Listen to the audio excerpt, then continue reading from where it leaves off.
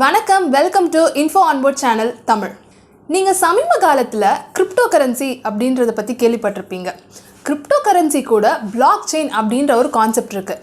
அதை பற்றியும் கேள்விப்பட்டிருப்பீங்க. பிளாக் செயின்னா என்ன அப்படின்னு நீங்கள் யோசிச்சிருப்பீங்க. ஸோ பிளாக் செயின்னா என்ன, பிளாக் செயின் நமக்கு எப்படி யூஸ் ஆகுது, அது எப்படி செயல்படுது, பிளாக் செயினை பற்றி நீங்கள் ஏன் தெரிஞ்சுக்கணும், பிளாக் செயின் உங்கள் லைஃபுக்கு எப்படி யூஸ் ஆக போகுது, எப்படி செயல்பட போகுது உங்கள் லைஃப்பில் அப்படிங்கிறது இந்த வீடியோவில் நாங்கள் சொல்ல போகிறோம். இந்த வீடியோவை கடைசி வரைக்கும் பாருங்கள். அதுக்கு முன்னாடி எங்கள் சேனலை சப்ஸ்கிரைப் பண்ணிவிடுங்க. இப்போ வாங்க வீடியோக்குள்ளே போகலாம்.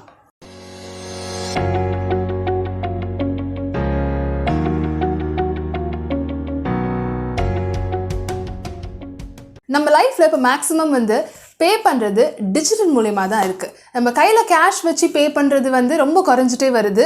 டிஜிட்டல் பேமெண்ட் அதிகமாக தான் போயிட்டுருக்கு. ஸோ இப்போ நம்ம பே பண்ணுறது நிறைய ஆன்லைன் பேமெண்ட் ஆப் யூஸ் பண்ணுறோம், தேர்ட் பார்ட்டி ஆப் யூஸ் பண்ணுறோம், எல்லாம் பேங்க் மூலமா டிரான்சாக்ஷன் பண்ணுறோம். இந்த மாதிரி தான் நடந்துட்டுருக்கு. ஆனால் இந்த மாதிரி பேங்க் ஆப்ஸ் இல்லாமல், தேர்ட் பார்ட்டி ஆப்ஸ் இல்லாமல் பணத்தை ஒருத்தவங்களுக்கு டைரெக்டாக நீங்கள் என்னைக்காவது அனுப்பிச்சா எவ்வளோ ஈஸியாக இருக்கும் அப்படின்னு யோசிச்சு பார்த்துருக்கீங்களா?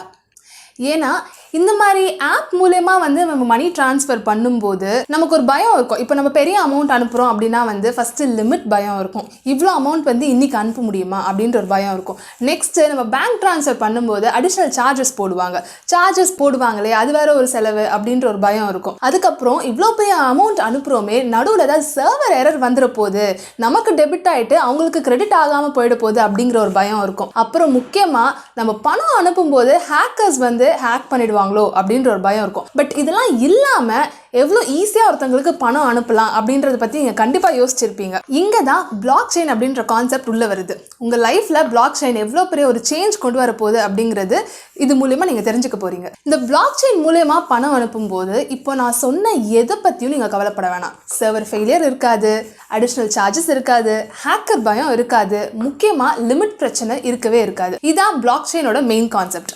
இந்த பிளாக் செயின் பற்றி புரிஞ்சுக்க ஒரு ஈஸியாக எக்ஸாம்பிள் ஒன்று கொடுக்குறேன். இப்போ 4 ஃப்ரெண்ட்ஸ் ஹோட்டலுக்கு சாப்பிட போகிறாங்க.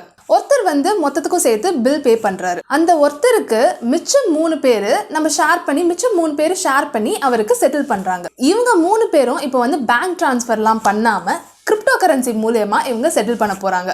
இங்கே நாம கிரிப்டோ கரன்சி பற்றி பேசுகிறோம் அப்படின்னா பிளாக் செயினை கரண்ட்டாக கிரிப்டோ கரன்சி தான் யூஸ் பண்ணிட்டு வருது. கிரிப்டோ கரன்சி அப்படின்னு சொன்னோன்னே நமக்கு பிட்காயின் அப்படின்னு தான் ஞாபகத்துக்கு வரும்.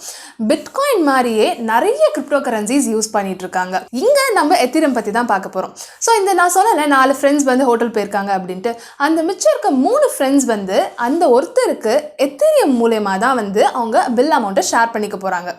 இப்போ அந்த 4 ஃப்ரெண்ட்ஸ் எக்ஸாம்பிளுக்கு ABCD அப்படின்னு வச்சுப்போம். இங்கே ஏ தான் மொத்தமாக பில் அமௌண்ட் பே பண்ணுறாரு. ஸோ மொத்த பில் அமௌண்ட் 8 எத்திரியம்ஸ். ஏ கிட்ட மொத்தம் 10 எத்திரியம் இருக்குது. அதில் 8 எத்திரியமும் பே பண்ணிடுறாரு. இப்போ ஏ கிட்ட 2 எத்திரியம் தான் இருக்குது. ஸோ மிச்ச பேர் இருக்க BCD ஆளுக்கு 2 எத்திரியம் ஏக்கு அனுப்புனா தான் மொத்த பில்லும் இங்கே செட்டில் ஆகும். இப்போது நம்ம தனியாக B ஏக்கு அனுப்புகிற டிரான்சாக்ஷன் நம்ம தனியாக பார்க்கலாம். இப்போ B 2 எத்திரியமை ஏக்கு அனுப்புகிறாரு. இந்த டிரான்சாக்ஷன் தான் ஒரு பிளாக்காக க்ரியேட் ஆகுது. இந்த பிளாக்குள்ளே பார்த்தீங்கன்னா B ஏக்கு எவ்வளோ எத்திரியம் அனுப்புகிறாரு, ஏக்கு எத்திரியம் அனுப்பிட்ட அப்புறம் B கிட்ட எவ்வளோ எத்திரியம் இருக்குது, ஏக்கு அனுப்பின அப்புறம் ஏ கிட்ட எவ்வளோ எத்திரியம் இருக்குது அப்படிங்கிற எல்லா டீட்டெயில்ஸும் இந்த பிளாக்குள்ளே இருக்குது. ஸோ இந்த பிளாக்கை வர்ச்சுவல் பிளாக் அப்படின்னு சொல்கிறாங்க. இந்த வர்ச்சுவல் பிளாக் அப்படிங்கிறது தமிழில் மெய்நிகர் அட்டைப்பட்டி. ஸோ இந்த பிளாக்ல பார்த்தீங்கன்னா பர்டிகுலர் பிளாக்ல பார்த்தீங்கன்னா எல்லா டீட்டெயில்ஸும் சேவ் ஆகிருக்கும். ஸோ இந்த மாதிரி B ஏக்கு எவ்வளோ அனுப்புது அப்படிங்கிற டிரான்சாக்ஷன் ஒரு பிளாக் தனியாக இருக்கும். இதே மாதிரி C to A, D to A அப்படிங்கிறது தனித்தனியாக ஒவ்வொரு பிளாக்காக க்ரியேட் ஆகும். இந்த பிளாக்கெல்லாம் லிங்க் ஆகுது. இந்த மாதிரி தனித்தனியாக C ஏக்கு அனுப்புறது, B ஏக்கு அனுப்புறது, D ஏக்கு அனுப்புறது அப்படிங்கிற தனித்தனி பிளாக்காக க்ரியேட் ஆகி இந்த எல்லா பிளாக்கும் லிங்க் ஆகி அது பேர் தான் பிளாக் செயின் அப்படின்னு சொல்கிறாங்க. இந்த லிங்க் ஆகிருக்க பிளாக் செயின் தான் லெட்ஜர் அப்படின்னு சொல்கிறாங்க. ஸோ இந்த ஒவ்வொரு பிளாக்கும் இப்போ B ஏக்கு அனுப்புகிற டிரான்சாக்ஷன், C ஏக்கு அனுப்புகிற டிரான்சாக்ஷன், D ஏக்கு அனுப்புகிற டிரான்சாக்ஷன், இந்த எல்லா டீட்டெயில்ஸும் ABCD 4 பேருமே பார்க்க முடியும். இந்த பிளாக் செயின் நார்மலாக நம்ம அனுப்புகிற டிரான்சாக்ஷன் தானே, இதில் என்ன பெரிய யூஸ் அப்படின்னு நீங்கள் யோசிக்கலாம். ஸோ இந்த பிளாக் செயின் வந்து நமக்கு எப்படி வந்து யூஸ் ஆகுது அப்படின்னு கேட்டால், இந்த பிளாக் செயின் வந்து நம்ம கேஷ் பரிவர்த்தனை பண்ணுற மாதிரி கள்ள நோட்டு புழக்கத்தில் வராது. அதே மாதிரி இங்கே பேங்க் அப்படிங்கிற ஒரு ஃபினான்ஷியல் இன்ஸ்டிடியூஷனே உள்ளே வராது. நம்ம டேரெக்டாக யாருக்கு அனுப்புகிறோமோ டேரெக்டாக அவங்களுக்கே போய் அனுப்பிடும். அதே மாதிரி இந்த பிளாக் செயினை வந்து ஹேக் பண்ண முடியாத அளவுக்கு ஒரு காம்ப்ளெக்ஸ் அல்காரிதம் இதில் வந்து பண்ணியிருக்காங்க. அதனால் எந்தவித டெக்னிக்கல் எரரோ, சிஸ்டம் எரரோ, சர்வர் ஃபெயிலியரோ அந்த மாதிரி எந்த ப்ராப்ளமும் உங்களுக்கு வராது. இப்போ வந்து எக்ஸாம்பிளுக்கு இப்போ பி வந்து ஏக்கு 2 எத்திரியம் அனுப்பணும். அவரோட ஷேர் வந்து 2 எத்திரியம் வந்து ஏக்கு அனுப்பணும். இப்போ பி கிட்ட 2 எத்திரியமே இல்லை, அவர்கிட்ட 0 எத்திரியம் தான் இருக்குது. அவர் இப்போ வந்து 2 எத்திரியம் அனுப்ப ட்ரை பண்ணுறாரு. அப்படிங்கிறப்போ இந்த டிரான்சாக்ஷன் சிக்கும் தெரியும், டிக்கும் தெரியும். ஸோ சிக்கும் டிக்கும் தெரியும் பி கிட்ட எத்திரியமே இல்லை, ஆனால் அவர் அனுப்ப ட்ரை பண்ணுறாரு. அப்படிங்கிறப்போ சியும் டியும் என்ன பண்ணலாம், இந்த டிரான்சாக்ஷனை ஃப்ளாக் பண்ணலாம். ஃப்ளாக் பண்ணிட்டு அவர்கிட்ட எத்திரியமே இல்லை, ஸோ இந்த டிரான்சாக்ஷன் வேலிடே கிடையாது அப்படின்ட்டு வந்து அவங்க வந்து இதை ஃப்ளாக் பண்ணி வந்து இன்வேலிட் டிரான்சாக்ஷன் அப்படின்னு மென்ஷன் பண்ணலாம். சரி, நீங்கள் கேட்கலாம், இந்த மாதிரி எல்லாருமே அந்த டிரான்சாக்ஷனை வந்து எல்லாருமே பார்க்க முடியுமே, அப்போ ஈஸியாக ஆல்டர் பண்ண முடியுமே அப்படின்னு கேட்கலாம். இங்கே தான் வந்து ஒரு என்கிரிப்ஷன் கான்செப்ட் வருது. இப்போது பப்ளிக் கீ, ப்ரைவேட் கீ அப்படின்னு 2 இருக்குது. பப்ளிக் கீ அப்படிங்கிறது எல்லாருக்குமே வந்து தெரியும். பப்ளிக் கீ அப்படிங்கிறது அக்கௌண்ட் நம்பர் அப்படின்னு வச்சுக்கலாம். இப்போ நம்ம அக்கௌண்ட் நம்பர் எல்லாருக்குமே தெரியும். ஆனால் ப்ரைவேட் கீ அப்படிங்கிறது ஒரு யூனிக் அட்ரஸ். அதாவது வந்து எக்ஸாம்பிளுக்கு வந்து ஒரு பாஸ்வேர்ட் மாதிரி. இப்போ என்னோட பாஸ்வேர்டு எனக்கு மட்டும்தான் தெரியும். அந்த மாதிரி என்னோட ப்ரைவேட் கீ வந்து எனக்கு மட்டும்தான் தெரியும். ஸோ அந்த மாதிரி யூஸ் பண்ணிக்கலாம்.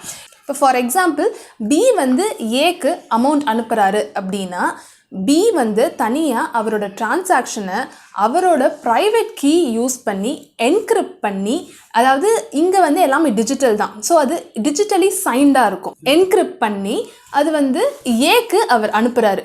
ஸோ ஏ வந்து அந்த ப்ரைவேட் கீ யூஸ் பண்ணி அவர் அதை டீக்ரிப்ட் பண்ணி அந்த டிரான்சாக்ஷனை வந்து பார்த்துக்க முடியும்.